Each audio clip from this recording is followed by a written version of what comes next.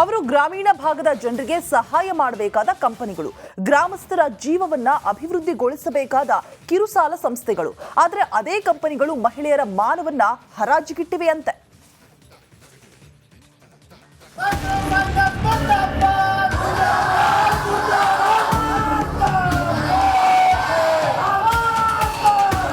ಬೇಕೇ ಬೇಕು, ನ್ಯಾಯ ಬೇಕು ಅನ್ನೋ ಘೋಷಣೆ. ಜಿಲ್ಲಾಧಿಕಾರಿ ಕಚೇರಿ ಎದುರು ಮಹಿಳೆಯರ ಪ್ರತಿಭಟನೆ. ಫೈನಾನ್ಸ್ ಸಿಬ್ಬಂದಿ ಪೊಲೀಸ್ ವಶಕ್ಕೆ. ಯಾದಗಿರಿ ಅಕ್ಷರಶಃ ರಣಾಂಗಣವಾಗಿತ್ತು.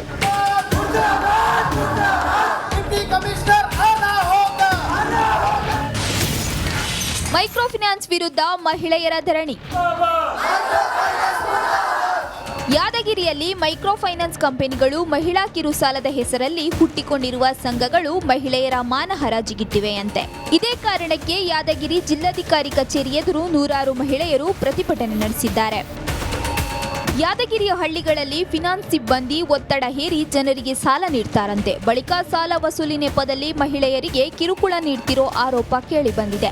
ಸೂರ್ಯ ಉದಯಿಸುವ ಮೊದಲೇ ಮನೆ ಬಾಗಿಲಿಗೆ ಬಂದು ನಿಲ್ಲುವ ಫಿನಾನ್ಸ್ ಸಿಬ್ಬಂದಿ ಸಾಲ ಕಟ್ಟದಿದ್ದರೆ ಅವಾಚ್ಯವಾಗಿ ನಿಂದಿಸುತ್ತಿದ್ದಾರೆ ಎಂದು ಮಹಿಳೆಯರು ಆಕ್ರೋಶ ಹೊರಹಾಕಿದ್ದಾರೆ.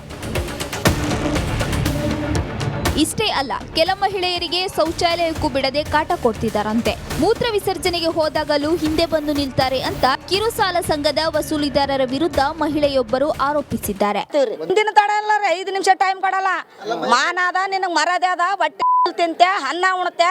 ನನ್ನಂತ ಅಕ್ಕ ತಂಗಾರ, ನನ್ನಂತ ತಾಯಿ ತಂದೆ ನಿಮ್ಗೆ ಇದ್ದಿದ್ದಾರ ತಮ್ಮ. ನೀವು ನಮ್ಮ ಮಗನ ಸರಿ, ತಮ್ಮನ ಸರಿ, ಚಂದ ಮಾತಾಡ್ರಿ. 1 ತಾಸು ಅರ್ಧ ಗಂಟೆ ಟೈಮ್ ಕೊಡ್ರಿ ಅಂದ್ರೆ 1 ನಿಮಿಷ ಕೊಡಲ್ಲ ಅಂತಾರ ಸರ್. ರಾತ್ರಿ 12 ಬಂದಿರ್ತಾನ, ಮನೆ ಬಲಿ ಕುಂದಿರ್ತಾರ. ಇಷ್ಟೇ ಅಲ್ಲ, ಪುರುಷರು ಮನೆಯಲ್ಲಿ ಇಲ್ಲದ ಹೊತ್ತಲ್ಲೇ ಬಂದು ಸಾಲ ಕಟ್ಟುವಂತೆ ಮಹಿಳೆಯರಿಗೆ ಒತ್ತಾಯಿಸುತ್ತಾರಂತೆ. ನಮಗೆ ರಕ್ಷಣೆ ಕೊಡಿ ಅಂತ ಮಹಿಳೆಯರು ಅಂಗಲಾಚುತ್ತಿದ್ದಾರೆ. ಇದೇ ವೇಳೆ ಡಿಸಿ ಕಚೇರಿಯತ್ತ ಬಂದಿದ್ದ ಫಿನಾನ್ಸ್ ಸಿಬ್ಬಂದಿಯೋರ್ವನಿಗೆ ಮಹಿಳೆಯರು ಥಳಿಸಲು ಯತ್ನಿಸಿದ್ದಾರೆ. ಕೂಡಲೇ ಎಚ್ಚೆತ್ತ ಪೊಲೀಸರು ಸಿಬ್ಬಂದಿಯನ್ನ ವಶಕ್ಕೆ ಪಡೆದು ವಿಚಾರಣೆಗೆ ಕರೆದೊಯ್ದಿದ್ದಾರೆ. ವಸೂಲಿ ಮಾಡಕ್ಕೆ ಒಂದು ಗೈಡ್ಲೈನ್ ಇರ್ತಿದೆ, ಒಂದು ಕಾನೂನು ಚೌಕಟ್ಟಲ್ಲಿ ಅವ್ರು ಯಾವ ರೀತಿ ಮಾತಾಡಬೇಕು, ಒಂದು ಕಾನೂನು ಸುಪ್ರೀಂ ಕೋರ್ಟ್ ಗೈಡ್ಲೈನ್ ಇದೆ. ಒಬ್ಬ ಮನೆಯಲ್ಲಿ ಯಾರ ಸಾಲಗಾರ ಇದ್ದ ಅಂದರೆ ಆ ಬ್ಯಾಂಕಿನ ಹೋಗಿ ಆ ಮನೆ ಪಕ್ಕದವ್ರಿಗೆ ಗೊತ್ತಾಗಲಾರ್ದಂಗೆ ಹೋಗಿ ನೋಟಿಸ್ ಕೊಡಬೇಕು, ಕೇಳಬೇಕು, ಮಾತಾಡಬೇಕು ಸೂಕ್ಷ್ಮವಾಗಿ. ಆದರೆ ಇವರು ಒಂದು 10-15 ಗುಂಡಗಳು ರಾತ್ರಿ ಕುಡಿದು ಹೋಗಿ ಎಲ್ಲ ಹೆಣ್ಮಕ್ಳಿಗೆ ಹರಾಸ್ಮೆಂಟ್ ಮಾಡಿ ಅವ್ರ ಮೇಲೆ ದೌರ್ಜನ್ಯ ಮಾಡ್ತಿದ್ದಾರೆ. ಈ ಸಂಘಗಳಿಗೆ ಬ್ಯಾನ್ ಮಾಡಬೇಕಂತ ನಮ್ಮ ಡಿಮ್ಯಾಂಡ್ ಇದೆ. ಮೈಕ್ರೋ ಫೈನಾನ್ಸು ಸಂಘ ಮತ್ತು ಯಾದಗಿರಿಯಲ್ಲಿ ಭಾಳ ದಿನನಿತ್ಯ 10 ರೂಪಾಯಿ ಬಡ್ಡಿ ದರ, ವಾರದ ಬಡ್ಡಿ ಅಂತದ್ದು. ಒಂದು ವಾರಕ್ಕೆ 10,000ಗೆ 1,000 ರೂಪಾಯಿ ಕೊಡಬೇಕು. ಇದು ಯಾರಿಗೆ ಕೊಡ್ತಾರೆ? ನಮ್ಮಂಥವ್ರಿಗೆ, ನಿಮ್ಮಂಥವ್ರಿಗೆ ಕೊಡಲ್ಲ. ಇದು ಬಡವರು, ಯಾರು ದಿವಸ ಬಂಡಿ ಬೀದಿ ವ್ಯಾಪಾರ ಮಾಡೋರು, ಹೋಟೆಲ್ದಾಗ ಕೆಲಸ ಮಾಡೋರು ಅಂಥವ್ರಿಗೆ ಕೊಟ್ಟು ದೌರ್ಜನ್ಯ ಮಾಡ್ತಿದ್ದಾರೆ. ಅಭಿವೃದ್ಧಿ ಹೆಸರಲ್ಲಿ ಹುಟ್ಟಿಕೊಂಡಿರುವ ಕಿರುಸಾಲ ಸಂಸ್ಥೆಗಳು ಮಹಿಳೆಯರಿಗೆ ಕಿರುಕುಳ ನೀಡುತ್ತಿರೋದು ನಿಜವೇ ಆದರೆ ನಿಜಕ್ಕೂ ಕ್ರಮ ಜರುಗಿಸಲೇಬೇಕು. ನಾಗರಾಜ ಮಗದುಮ್ಮ, ರಿಪಬ್ಲಿಕ್ ಕನ್ನಡ, ಯಾದಗಿರಿ. ಸಮುದ್ರದಲ್ಲಿನ ಜೀವಂತ ಜಲಚರಗಳು ನೋಡ ಸಿಗೋದು ಅಪರೂಪ. ಅದರಲ್ಲೂ ಕರಾವಳಿ ಭಾಗದ ಅದೆಷ್ಟೋ ಜನರು ಕೆಲ ಮೀನುಗಳನ್ನ ಇದುವರೆಗೂ ನೋಡಿರಲ್ಲ. ಹೀಗಾಗಿ ಉತ್ತರ ಕನ್ನಡ ಜಿಲ್ಲೆಯಲ್ಲಿ ಅದ್ಭುತ ಮತ್ಸ್ಯ ಮೇಳವನ್ನ ಆಯೋಜನೆ ಮಾಡಲಾಗಿದೆ.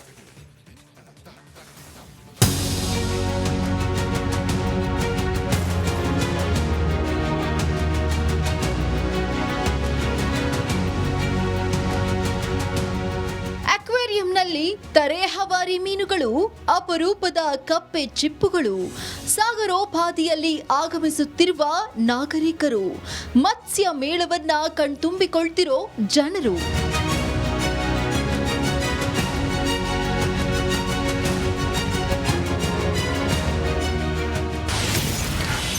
ಮುರುಡೇಶ್ವರದಲ್ಲಿ ಅದ್ಭುತ ಮತ್ಸ್ಯ ಮೇಳ.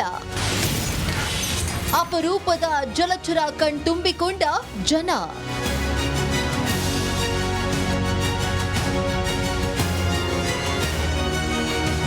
ಉತ್ತರ ಕನ್ನಡ ಜಿಲ್ಲೆಯ ಮುರುಡೇಶ್ವರದಲ್ಲಿ ಅದ್ಭುತ ಮತ್ಸ್ಯ ಮೇಳ ಆಯೋಜಿಸಲಾಗಿತ್ತು.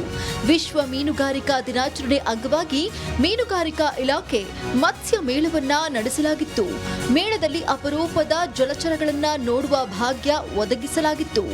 ಅಲಂಕಾರಿಕ ಮೀನುಗಳು ಎಲ್ಲರ ಗಮನ ಸೆಳೆದರೆ ಸುರಂಗದೊಳಗಿನ ಭಾರಿ ಗಾತ್ರದ ಮೀನುಗಳು ನೋಡುಗರನ್ನ ನಿಬ್ಬೆರಗಾಗಿಸಿತ್ತು. ಫಸ್ಟ್ ಟೈಮ್ ನಾವು ಮುರುಡೇಶ್ವರದಲ್ಲಿ ಇವತ್ತು ಇಷ್ಟೆಲ್ಲ ಮೀನುಗಳ ವೆರೈಟಿ ನೋಡ್ಲಿಕ್ಕೆ ಬಂದಿದ್ದೇವೆ. ಇದರಲ್ಲಿ ನಾವು ಅಲ್ಲಿ ಎಂಟ್ರಿ ಕೊಡುವಾಗ ದೊಡ್ಡ ದೊಡ್ಡ ಮೀನುಗಳು ಅಕ್ವೇರಿಯಂ ಟೈಪಲ್ಲಿ ಮಾಡಿರೋದು, ಮತ್ತು ಇಲ್ಲಿಟ್ಟಿರೋದು ಡಿಫ್ರೆಂಟ್ ಟೈಪ್ಸ್ ಆಫ್ ಮೀನುಗಳು ನೋಡಿಕೊಂಡು ಖುಷಿ ಅನಿಸ್ತದೆ. ಅಂದರೆ ನಾವು ದೂರ ಎಲ್ಲೋ ಹೋಗದೆ ಇಲ್ಲೇ ನಮ್ಮ ಸಣ್ಣದಾದ ಊರಲ್ಲಿ ನಮ್ಮೂರಲ್ಲೇ ನಾವು ಇಷ್ಟೆಲ್ಲ ಬಗೆ ಮೀನಿದೆ ಅಂತ ಹೇಳಿ ನೋಡೋದಕ್ಕೆ ಒಂದು ಖುಷಿ ಆಗುತ್ತೆ. ಸಮುದ್ರ ಮತ್ತು ನದಿಯಲ್ಲಿ ಸಿಕ್ಕುವ ಮೀನುಗಳು ಮತ್ಸ್ಯ ಮೇಳದಲ್ಲಿ ಗಮನ ಸೆಳೆದವು. ಈವರೆಗೆ ಯಾರೂ ನೋಡಿರದ ಮೀನುಗಳು ಕೂಡ ಕರಾವಳಿ ಭಾಗದ ಮೀನುಗಾರರ ಕುತೂಹಲವನ್ನ ಹೆಚ್ಚಿಸಿತ್ತು. ಟನೆಲ್ ಒಳಗೆ ಓಡಾಡುತ್ತಿರುವ ಮೀನುಗಳು ಒಂದು ಕ್ಷಣ ಎಲ್ಲರನ್ನ ನಿಬ್ಬೆರಗಾಗಿಸಿತು.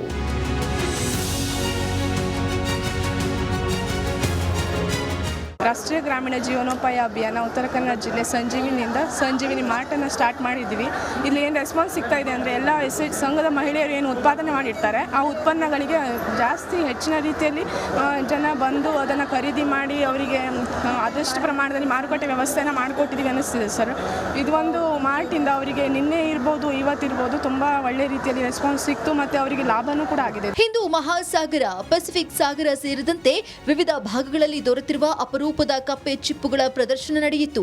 ಮೇಳಕ್ಕೆ ಬಂದವರು ಕಪ್ಪೆ ಚಿಪ್ಪುಗಳನ್ನ ಸ್ಪರ್ಶಿಸಿ ಹೊಸ ಅನುಭವ ಪಡೆದರು. ಇನ್ನು ಹಿಂದಿನ ಕಾಲದಲ್ಲಿ ಮೀನುಗಾರರು ಉಪಯೋಗಿಸುತ್ತಿದ್ದ ಬಲೆ, ಸಲಕರಣೆಗಳನ್ನ ಅನಾವರಣಗೊಳಿಸಲಾಯಿತು. ಒಟ್ಟಾರೆ ಮೀನುಗಾರಿಕಾ ಸಚಿವ ಮಂಕಾಳ ವೈದ್ಯ ತಮ್ಮ ಕ್ಷೇತ್ರದಲ್ಲಿ ಅದ್ಭುತ ಮತ್ಸ್ಯ ಮೇಳ ಆಯೋಜಿಸಿ ಮೀನುಗಾರಿಕೆಯ ಪರಿಚಯವನ್ನ ಮಾಡಿಕೊಟ್ರು. ಸಾವಿರಾರು ಸಂಖ್ಯೆಯಲ್ಲಿ ಜನರು ಮೇಳದಲ್ಲಿ ಪಾಲ್ಗೊಂಡು ಖುಷಿಪಟ್ಟರು. ಶೇಷಗಿರಿ ಮುಂಡಳ್ಳಿ, ರಿಪಬ್ಲಿಕ್ ಕನ್ನಡ, ಕಾರವಾರ.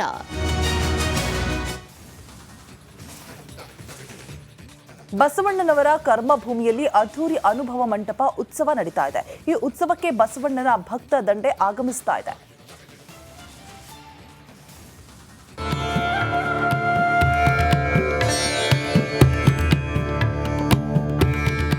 ಮಧುವಣಗಿತ್ತಿಯಂತೆ ಸಿಂಗಾರಗೊಂಡಿರುವ ಬಸವನಾಡು, ರಾರಾಜಿಸುತ್ತಿರುವ ಕಟೌಟ್ಗಳು, ಎಲ್ಲಿ ನೋಡಿದರೂ ಬಸವ ಭಕ್ತರು, ಚಳಿಯನ್ನು ಲೆಕ್ಕಿಸದೆ ಹರಿದು ಬಂದಿರುವ ಜನಸಾಗರ, ಹೋಳಿಗೆ ತುಪ್ಪ, ಶೇಂಗಾ ಹೋಳಿಗೆ, ರೊಟ್ಟಿ, ಹುಗ್ಗಿ ಸವಿದ ಶರಣರು.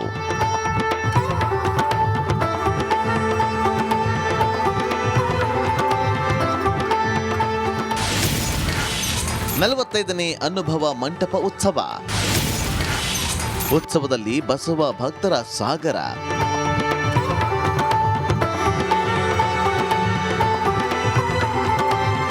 ಬಸವಣ್ಣನವರ ಕರ್ಮಭೂಮಿ ಬೀದರ್ನ ಬಸವ ಕಲ್ಯಾಣದಲ್ಲಿ 45ನೇ ಶರಣ ಕಮ್ಮಟ ಹಾಗೂ ಅನುಭವ ಮಂಟಪ ಉತ್ಸವ ನಡೆಯುತ್ತಿದೆ. ಮೇಘಾಲಯದ ರಾಜ್ಯಪಾಲರಾದ CH ವಿಜಯಶಂಕರ್ ಈ ಉತ್ಸವಕ್ಕೆ ಚಾಲನೆ ನೀಡಿದರು.